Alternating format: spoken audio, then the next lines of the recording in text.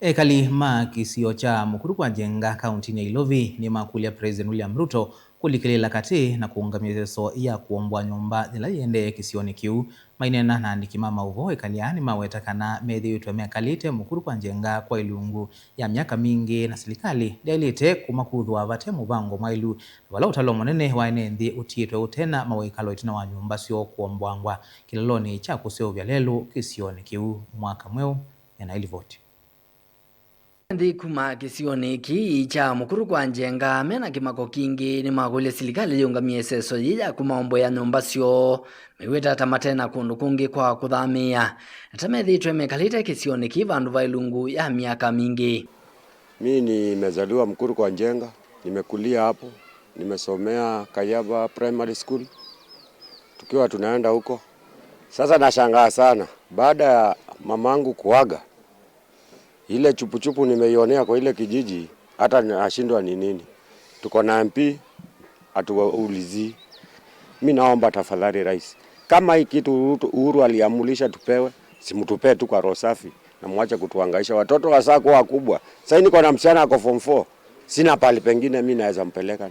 Mwonewa manyumba, manatengewa kila kitu, watoto manalia, watoto masomi, kina mama manalia.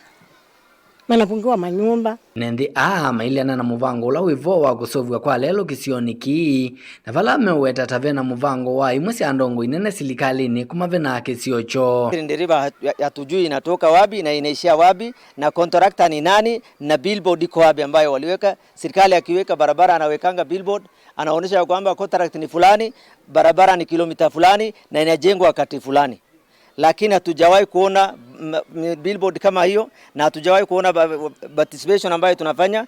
Hata kama tuko anahitaji affordable house, atuite tukae chini atuoneshe barabara inapita hapo ni kiasi hii tukubali, au sivyo hatuwezi kubali. Barabara tumeshajengewa timu nzuri,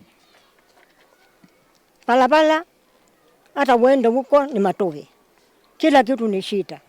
Watu kuna watoto manalala nje, ni mzuri hii tunasema ipo siku ya ulo siku na hivyo enendi amatianite na ndongo ikivathukanione mamienda serikali ithambala leno la utumanite nyumba ithi iomboe mala kufikia uyeseso hii itesikie itongo iwenu. Governor mwenyewe tulimchagua Sakaja anasema ajui, MP area ajui, MCA ajui, former MP ajui Sumura. Ukienda kwake juu ndiye alikuwa na ile miradi ya rais wa kitambo ule Rais Uhuru ajui.